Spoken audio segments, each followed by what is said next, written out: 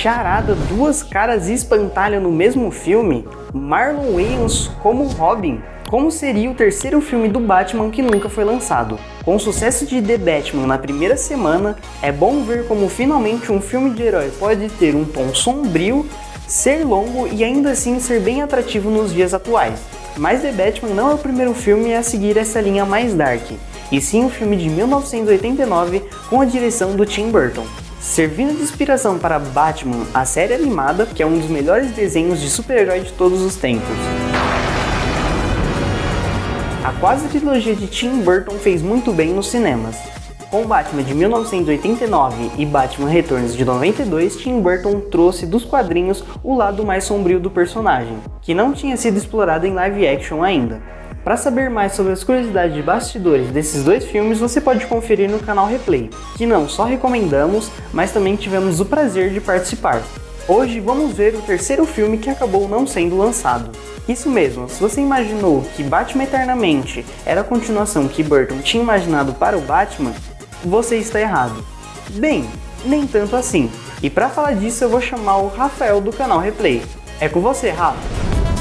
Muito obrigado, César. Inicialmente, Tim Burton estava de fato envolvido na produção de um terceiro filme da franquia. Mas após o sombrio Batman Returns, os executivos da Warner não estavam conseguindo associar a produção a quase nenhum merchandising, que, diga-se de passagem, arrecada muito mais que a bilheteria do cinema. Olha só o que diz essa matéria do New York Times a respeito desse filme.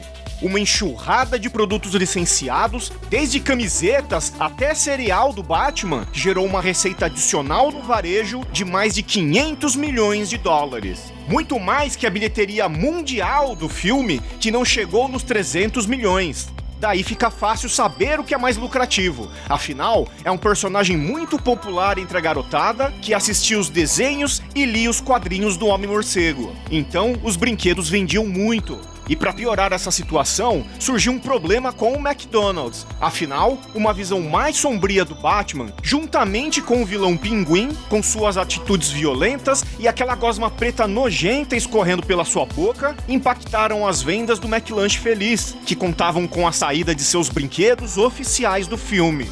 Logo, o Los Angeles Times se pronunciou contra a rede. Uma imagem violenta atrás da outra. McDonald's não tem consciência?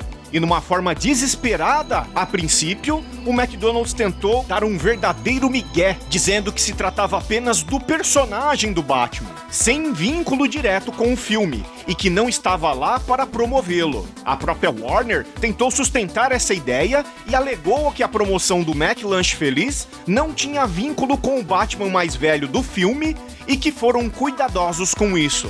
Mas tá bem na cara que o protótipo dos brinquedos eram os mesmos do filme, e a tentativa deles foi meio que tapar o sol com uma peneira.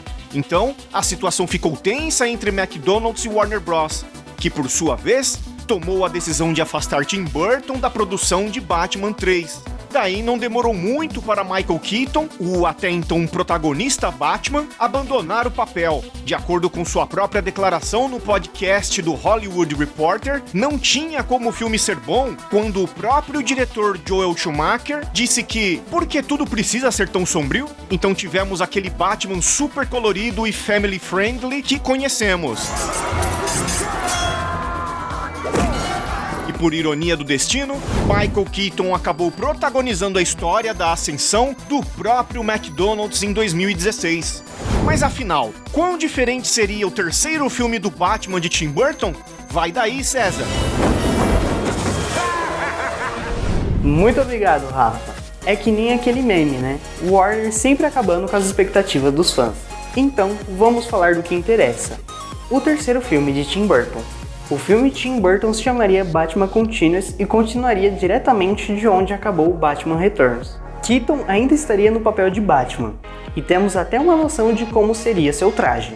Não tem como saber se realmente o traje seria cinza, mas não tem como negar que lembra muito o uniforme dos anos 70. Assim como Batman Eternamente, o vilão também seria o Charada.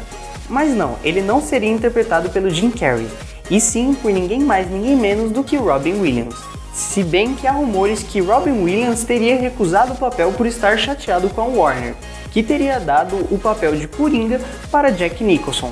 Se foi verdade ou não, não sabemos, mas a segunda escolha para interpretar o papel era Mickey Dolenz, integrante do grupo The Monkees. Diferente do que já nos foi mostrado nos quadrinhos, a identidade do personagem não seria Edward Nygma, e sim Lyle Heckendorf, um industrialista rival de Bruce Wayne e não um funcionário da sua empresa. Junto de Charada também temos Duas Caras. Para quem não lembra, Harvey Dent tem uma pequena aparição no filme de Burton, interpretado por Billy Dee Williams, famoso por seu papel Lando Calrissian na franquia Star Wars. E pelo jeito, Billy Dee Williams era fã dos quadrinhos, já que só aceitou assinar um contrato para interpretar o personagem com a certeza que eventualmente ele se tornaria o vilão bipolar. Inclusive, uma cláusula no seu contrato garantia que o papel seria dele. Como já sabemos, Tommy Lee Jones assumiu Duas Caras em Batman Eternamente, fazendo com que a Warner tivesse que pagar uma multa para Williams, que 22 anos depois voltou para o papel de Duas Caras em Lego Batman o filme. O retorno de Michelle Pfeiffer como Mulher Gato também foi confirmado. Inclusive, Burton e Pfeiffer chegaram a cogitar em fazer um filme solo só dela, que mais tarde pode ter servido de inspiração para o Warner fazer o filme com a Halle Berry. Além desses vilões, tínhamos a possibilidade da introdução do Espantalho, que mais tarde foi usado por Christopher Nolan.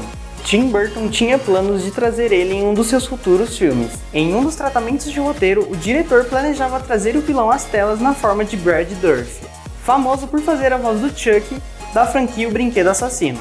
Com todos esses vilões, o Batman teria um parceiro. Sim, o Robin realmente estaria no filme de Burton, e quem faria o papel seria o ator de comédia Marlon Wayans. E se você acha que o ator não consegue atuar fora da comédia, saiba que Keaton, antes de Batman, também era um ator de comédia. Na época, com 23 anos, Wayans já tinha feito o teste para figurinos do personagem, que seria introduzido em Batman Returns, mas acabou sendo excluído pela Warner.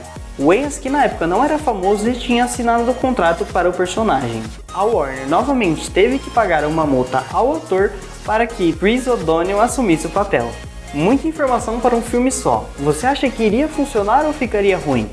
Para sua informação, Sam Hamm, roteirista de Batman de 89, e o ilustrador John Quinones estão trazendo a continuação do filme de Burton em quadrinhos. Descartando os dois filmes de Joel Schumacher, o quadrinho vem sendo produzido desde 2016, depois que a DC percebeu que ressuscitar a série de 1966 em quadrinhos deu certo.